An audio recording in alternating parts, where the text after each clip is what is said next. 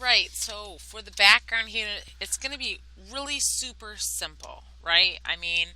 I want to add a wash or a light wash of blue in the back. And I'm probably going to use this shimmery blue color because it's super different compared to the color of my Manta Ray. Now, a wash is really simple. You're going to have a big flat brush here, preferably a square like this one. And I'm using this size because I really am able to kind of move through here easily without having to worry about anything getting in the way of my other paint. So get this little dude, rather big dude, get this big dude pretty damp, tap off the extra water, just make yourself some nice thin layers of water here. Avoid any area that might have watercolor paint, okay? Remember, less paint, more water equals a paler color. So I really want to keep this nice and pale because I really want this to kind of contrast with the blue of my ray. So I'm really not putting a lot of paint in here. I'm really being super careful with the amount. See how pale that is? If I want it to go darker, I can just revisit my palette and then put an additional layer of blue on top. I like the color that I have though, so I'm going to stick with what I got. I'm using this big brush to kind of get these large areas, and then I'll switch to a smaller brush. And you don't really need your brush to be dripping wet. Just have it damp. You can always add a little droplet of more water if you find yourself needing some more. But you really don't need to go crazy with it. In fact, it's better to start small because you can gradually add as you go, right? So I'm going to avoid my bubble here. But you can literally see that I'm not really spending too much time in my water cup. I'm literally nor am I spending too much time in my paint palette either. I'm literally just taking a few dabs here and there. If the color ends up being a little too dark, I just use the dampness of my brush to kind of spread it out. I'm not going to use my big brush over here because I am terrified of getting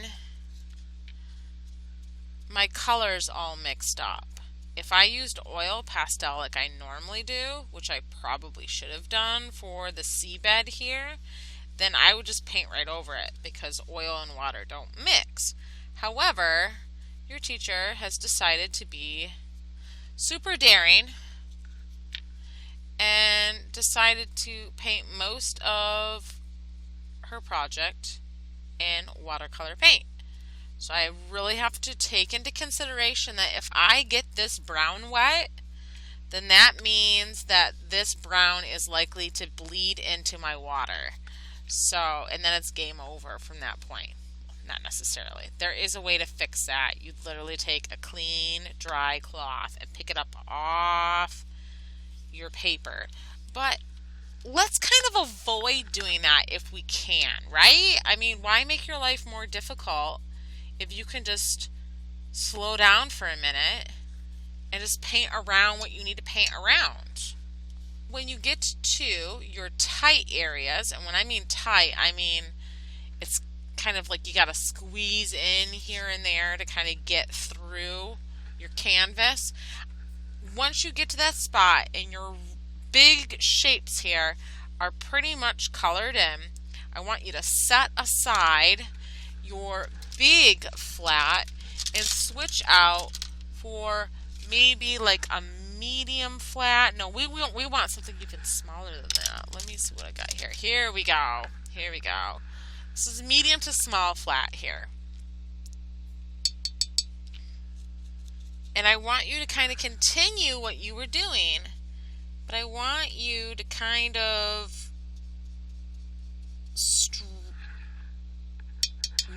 in and out of these cracks and crevices using that blue watercolor paint. Now see how I'm not using too much paint,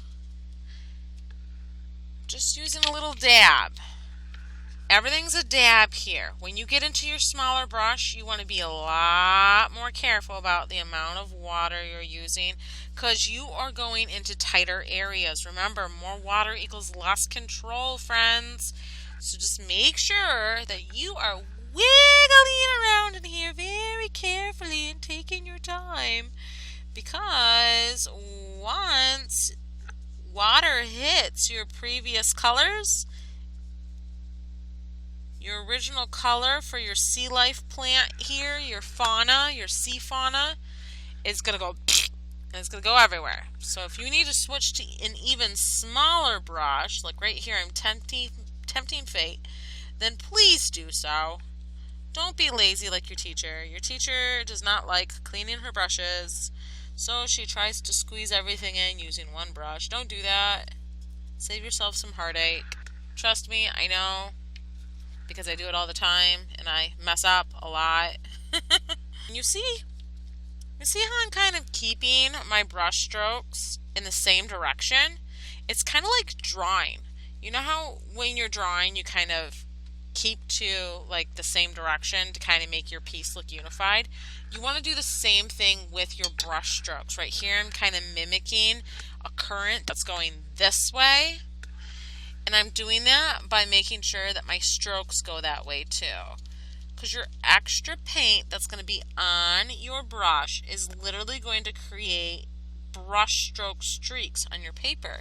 And you can actually use it as a shading technique. I kind of did it here too. Like I moved my brush in a curve to kind of emphasize the curvature or the roundness of the sea sponge here. We're going to switch to a small filbert, a number 6 brush.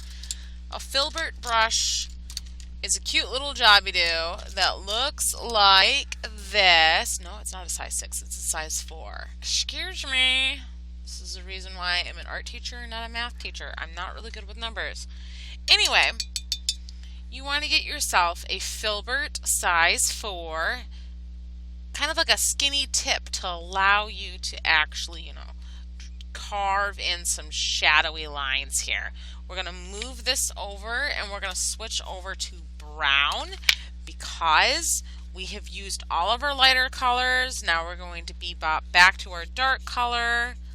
I always like to tell my students to use your light colors first and then your dark colors second, because the dark color plays with your water. Water bug the tip of your paintbrush onto the surface of your water cup. Okay? And when I mean water bug, I mean just like tippy toe tip of your paintbrush touching the surface of the water that's inside your cup. Really simple. You are going to want to have lots of paint because look, we're literally drawing some lines in here, okay, that emphasize kind of a shadow or an engraving into your column. You know how you have your straight up and down lines? Yes. So just take your time making sure that you're going vertically up and down and you're not going, sideways or what have you. The best way to ensure that you're doing this is just pausing in between each stroke to make sure that you're doing that solid straight up and down. You might have to revisit your water cup or your paint palette. That is okay. Remember how I kept revisiting and just grabbing a dab of paint here and there or a little dab of water here and there for my background blue? Well, that's kind of what you're going to do here, is you're going to grab just a little bit of brown as you go. Just a little bit of water as you go. But you really don't want too much water here. More water, less control. Less control, you don't get these nice, crisp, fine lines. So I got my column in here. I'm going to re-emphasize the swirl in this decorative piece here. by adding an additional layer of paint on top.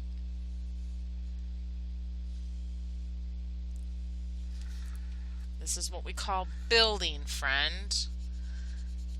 I'm going to do a side diagonal hatch here to kind of,